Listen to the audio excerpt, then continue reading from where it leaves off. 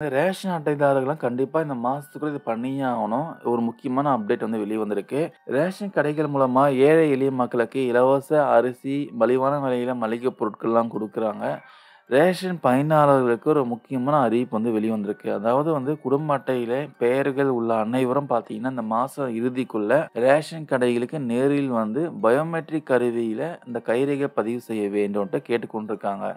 அவ்வாறு பதிவு செய்யாதவர்கள் பெயர் பார்த்தீங்கன்னா, அந்த குடும்ப அட்டையில் இருந்து நீக்கப்படும்ன்ட்டு தகவல் வெளிவந்திருக்கு. வெளியூர்ல இருப்பவர்களோ உடனடியா அந்த கைரேகை பதிவு செய்ய வேண்டும்ன்ட்டு உத்தரவிடப்பட்டிருக்கு. இதே விஷயமா ரேஷன் கடை ஊழியர்கள் என்ன சொல்றாங்கன்னா, பேங்க்ல கேஒய்சி எப்படி செக் பண்ணி உறுதிப்படுத்துறாங்களோ, அதே போல ரேஷன் கடையிலயும் பார்த்தீங்கன்னா, குடும்ப அட்டையில இருக்க நபர்கள்லாம் கரெக்ட்டா இருக்காங்களா? இல்லையா?